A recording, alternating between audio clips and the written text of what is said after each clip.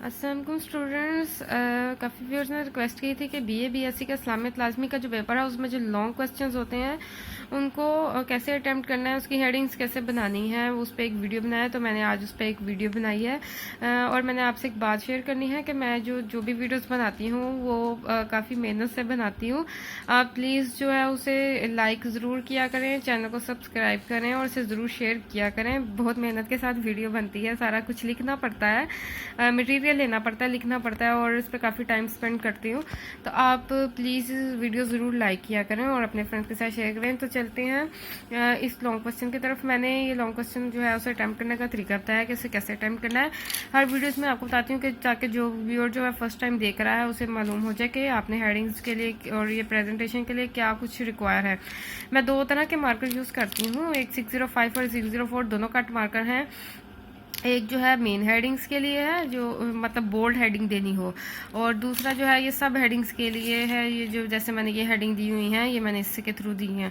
अब जो main heading है वो मैं 605 देती हूँ। एक और 605 में इसमें मैंने ये निशान भी लगाया ताकि मुझे पता हो ये सिर्फ मार्जिन लाइन्स के लिए है। इसको मैंने कटर से जो है दो पार्ट्स में जैसे आप देख सकते हैं कट किया हुआ है। जब मैं इसे स्केल के साथ लाइन लगाती हूँ तो वो खुद बहुत डबल लगती है, तो टाइम भी वेस्ट नहीं होता, डबल लाइनिंग भी लग जाती है, प्रेजेंटेशन भी बेस्ट आती है।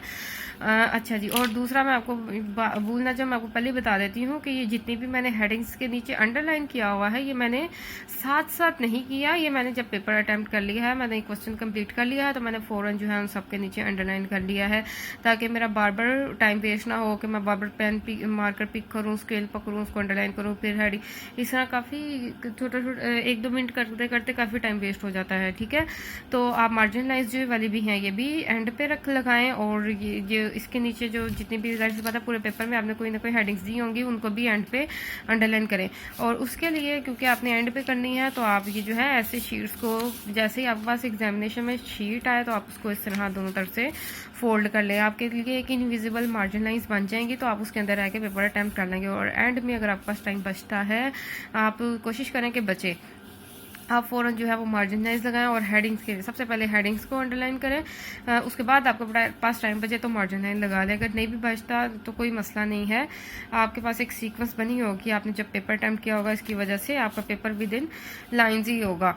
अच्छा जी, तो अब आते हैं प्रेजेंटेशन की तरफ। ये देखें जो क्वेश्चन था तज़किया नफ्स और तमीर सीरत व शख्सियत का नबवी मिनहाज, उस पर डिटेल दे, तो मैंने उसकी हेडिंग बना दी। मेन मार्क वो 605 मार्कर से मेन हेडिंग बना दी। उसके बाद मैंने उसको थोड़ा सा इंट्रो दिया है और उसके बाद उसके मैंने लगवी मानी इस्लाही मानी दी हैं, क्योंकि ये सब हेडिंग्स हैं तो इसलिए मैंने उसको इतना प्रोमिनेंट नहीं किया, जस्ट उसको 604 मार्कर से लिख दिया। और उसके बाद मैंने हल्की सी लाइन लगाई है, क्योंकि ये इतनी आप ना भी लाइन लगाएं इनके लिए, क्योंकि बहुत ही सब हेडिंग्स में जा रहे हैं, सब हेडिंग्स की भी सब हेडिंग्स हैं, तो इसलिए इसको इतना प्रोमिनेंट करने की ज़रूरत नहीं है। अब उसको मैं क्योंकि इसकी डेफिनेशन है तो इसके नफ्स से क्या मुराद है, तो मैंने उसको ज़रा सा बोल्ड करके लिख दिया और इसमें मैंने अंडरलाइन भी किया है। मैं दोबारा बता दूं, अंडरलाइन जो है सब कुछ मार्जिन लाइन्स जो है ये आपने एंड पे लगानी है। अच्छा जी, एक बार लिखते जाएं और उसके बाद आप उसे जब कंप्लीट कर लें पेपर, उसके बाद जस्ट स्केल पकड़ें, मार्कर पकड़ें और फटाफट जो है आप उसको सब हेडिंग्स को और हेडिंग्स को अंडरलाइन करते जाएं। अच्छा जी, इसके बाद है इसकी मैंने डेफिनेशन लिखे। इसके बाद जो है क्योंकि मैंने कोई रेफरेंस इसमें कोट करना है, आप लाजमी रेफरेंस कोट ज़रूर किया करें, हदीस का या कुरानी आयत का या कोई शेर वगैरह ऐड कर दिया करें, उससे क्वेश्चन पेपर जो है बेटर लगता है और अच्छी प्रेजेंटेशन भी आती है, मार्क्स भी अच्छे मिलते हैं। अब रेफरेंस कोड करने के लिए मैंने ये तरीका यूज़ किया, इससे लाइंस भी ज़्यादा फिलअप हो जाती हैं और प्रेजेंटेशन भी आ जाती है और स्पेस भी काफ़ी कवर कर लेता है, जिससे लगता है कि आपने काफ़ी लेंथी क्वेश्चन अटैम्प्ट किया हुआ है, लेंथ ज़्यादा लगती है। लेकिन इतना भी खुला ना लिखें जिससे पता लगे कि आपने सिर्फ इन्हीं पर लाइन्स वेस्ट कर दी हैं। तो अल हदीस है, ये आपसे सामने फरमाया नहीं लिखना तो ना लिखें, क्योंकि अल हदीस का मतलब भी यही है।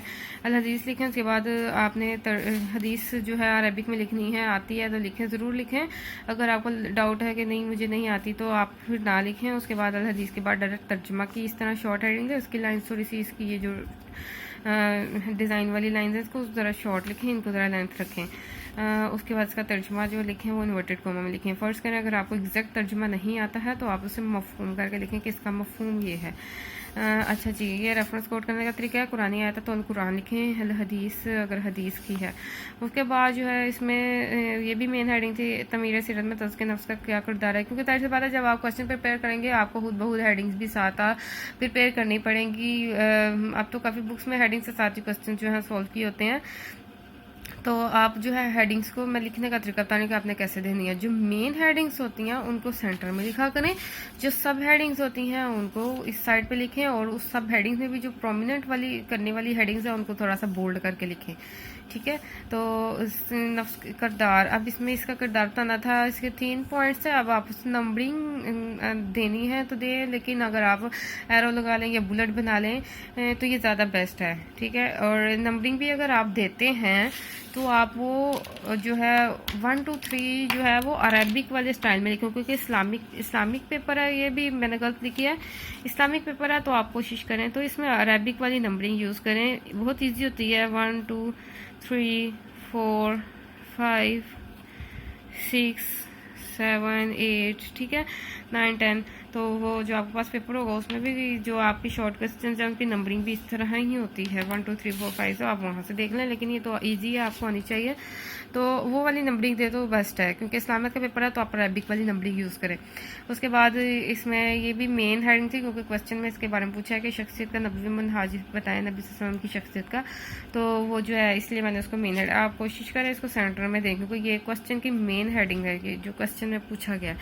उसके बाद उसकी सब हेडिंग्स जो हैं वो अब 10 सब हेडिंग्स आती थी इसकी, तो मैंने उसके लिख दिया। अच्छा जी, इसके लिए मैं आपको एक तरीका बताती हूँ, ये अगर आपको अच्छा लगे तो आप फॉलो करें, अगर नहीं पसंद तो कोई मसला नहीं, आप जैसे करना चाहते हैं वैसे करें। अब क्योंकि ये जो क्वेश्चन जो है आगे जो है हेडिंग्स ही चलनी है, यानी हेडिंग दी उसकी डिटेल, हेडिंग दी उसकी 5-4 लाइन में डिटेल, तो मैं तो ऐसे ही अटैम्प्ट करती हूँ ताकि पेपर जो है विद इन टाइम आपका कवर हो। तो मैं पहले हेडिंग दे देती हूँ, फिर 3-4 या 5 लाइन छोड़ देती हूँ, फिर इसकी हेडिंग दे दी 4 लाइन इकट्ठी हेडिंग्स दे दी। उसके बाद जैसे ही मैंने हेडिंग्स दे दी उसके बाद मैंने पेन पकड़ना और उसके बाद फटाफट इसको फिलअप कर देना, ठीक है। उससे ज़रा पेपर जल्दी हो जाता है, क्योंकि बार बार मार्कर यूज खोलना, फिर पेन पकड़ना, फिर मार्कर यूज़ करना, फिर पेन पकड़ना, उससे ज़रा टाइम वेस्ट होता है। दूसरा ये कि अक्सर ना जहन में नहीं आ रही होती कि नेक्स्ट हेडिंग क्या है, तो हेडिंग जो हमने याद की होती है तो हम पहले जल्दी जल्दी हेडिंग लिख देते हैं कि हमें भूल ना जाए। उसके बाद आपके पास सामने हेडिंग होती है, आपने जैसे उसकी डिटेल करनी होती है, हेडिंग सामने आगे उसकी डिटेल लिख देनी है। सिंपल वे होता है इस तरह पेपर अटैम्प्ट करने का, जल्दी पेपर ईजिली हो जाता है कवर। तो इसके अलावा मैं एक और लॉन्ग क्वेश्चन आपको दिखाती हूँ, वो भी मैंने एक प्रिपेयर किया है, वो कंप्लीट लॉन्ग क्वेश्चन है, वो मैं आपको दिखाती हूँ। उसकी हेडिंग सुलह हदैबिया का ये क्वेश्चन है, लॉन्ग क्वेश्चन इस्लामियत का। देखें, सुलह हदैबिया क्वेश्चन था, उसके असबाब यानी कि सुलह हदैबिया के टॉपिक पर डिटेल से क्वेश्चन आए तो आपने कैसे अटैम्प्ट करना है। इस तरह हिजरत मदीना और मिसाक मदीना वगैरह, उसके लिए भी ये आप प्रेजेंटेशन देख सकते हैं। मेन हेडिंग है सुलह हदैबिया, मैंने उसको सेंटर में लिखा, उसको डबल ट्रिपल अंडरलाइन कर दिया कि ये मेन है, मर्जी है आपकी एक दफ़ा कर लें कोई मसला नहीं। तो सुलह हदैबिया के असबाब, ये भी मेन हेडिंग थी, इसको भी मैंने सेंटर में लिखा है। उसके बाद ये सब हेडिंग्स जो हैं उनको मैंने थोड़ा सा ज़्यादा बोल्ड नहीं किया, अब क्योंकि नेक्स्ट हेडिंग स्टार्ट होने लगी थी और यहाँ पे सिर्फ एक लाइन मेरे पास बची थी, तो मैंने आपने नेक्स्ट हेडिंग इसके नीचे ही नहीं दे देनी, आप नेक्स्ट पेज पे आ जाएं, एक लाइन से कुछ नहीं हो जाता। उसके बाद नेक्स्ट हेडिंग थी, उसके बाद ये वाक़यात भी मेन हेडिंग है उसकी सुलह हदैबिया की, उसको भी मैंने सेंटर में लिखा है। उसके बाद उसकी सब हेडिंग जो है उसमें वाक़यात में क्या क्या हुआ था, उसमें प्रॉव किया था, फ़र्द कोशिशें की थी, ये और उसकी जो सब हेडिंग्स है वो मैंने साइड पे लिख दी हैं, ठीक है। उसमें अब ये तर्जमा है, मैंने उसे जैसे मैं तरीका आपको बताती हूँ रियायत या रेफरेंस कोट करने का, वो भी है। और अगर आप वो नहीं आपको पसंद आता, आपको लगता है कि वो नहीं बेस्ट तरीका, तो आप इसको इस तरह सिंपल अटैम्प्ट कर लें, लेकिन उसको भी आप मार्कर से बोल्ड करके बताएं कि आपने कोई रेफरेंस कोट किया है। अगर आप सिंपल पेन से लिख देंगे तो एग्जामिनर को क्या पता लगेगा आपने कोट किया, क्योंकि काफ़ी एग्जामिनर जो है पेपर रीड नहीं करते, जस्ट हेडिंग्स देके उन्हें अंदाजा देता है बच्चे ने पेपर अच्छा कवर किया, हर बार डिस्कस किया। हेडिंग के बगैर एग्जामिनर को आइडिया नहीं होता, ठीक है। इसके बाद ये देखें नेक्स्ट है सब हेडिंग्स जो हैं, अब एक और मेन हेडिंग आ रही थी इसके आगे, तो मैंने फिर इसको इसमें नहीं दिया, या मैंने स्किप कर दिया लाइंस। नेक्स्ट मेन हेडिंग जो है मैंने यहाँ पे दे दी है, 1-2 लाइन से कोई फ़र्क नहीं पड़ता, प्रेजेंटेशन अच्छी होनी चाहिए, और मेन हेडिंग्स हमेशा नेक्स्ट पेज पे स्टार्ट करें। सुलह देवी की शराइ जो है वो भी मैंने पॉइंट्स जो है वो मैंने एरो साइन से किए, आप एरो साइन यूज़ कर लें या अरेबिक वाली जो नंबरिंग होती है वो यूज़ कर लें, या बुलेट्स बना लें। उसके बाद नेक्स्ट मेन हेडिंग भी मैंने यहाँ पे नहीं दी, देख लें मैंने नेक्स्ट मेन हेडिंग भी मैंने फ्रंट पेज से स्टार्ट किया है। सुलह देविया इसकी अहमियत असरार। अब उसकी सब हेडिंग जो है वो भी मैंने साइड पे दिखी हैं और बुलेट से दिए, ठीक है। अब इतना लॉन्ग क्वेश्चन तो नहीं होगा, लेकिन मैंने आपको कंप्लीट दिखाना था कि प्रेजेंटेशन के साथ जो हेडिंग्स जो हैं वो मैंने मेन हेडिंग कौन सी हैं, सब हेडिंग कौन सी है वो मैंने लिखी बताने के लिए इससे ज़रा लेंथी ले गई हूँ। आप 10 मार्क्स के अकॉर्डिंग ही अटैम्प्ट करें, ये 4-5 शीट्स काफ़ी हैं, ठीक है। अब एंड करना है तो ये मैंने एंडिंग डिज़ाइन लगा दी और ये हमारा क्वेश्चन कंप्लीट हो गया। आई होप ये वीडियो पसंद आएगी तो अपने इसे ज़रूर लाइक और शेयर करें अपने फ्रेंड के साथ जिनको आइडिया नहीं है पेपर पैटर्न का, और मेरे चैनल को सब्सक्राइब ज़रूर करें और बेल का आइकन ज़रूर क्लिक करें ताकि आपको नेक्स्ट वीडियो का नोटिफिकेशन मिलता रहे। और आप जो किसी भी टॉपिक पर वीडियो चाहते हैं तो ज़रूर कमेंट्स में मेंशन करें कि इस टॉपिक पर वीडियो बनाए, तो मैं ज़रूर बनाऊँगी वीडियो आपके लिए। And thank you so much. अल्लाह हाफिज़।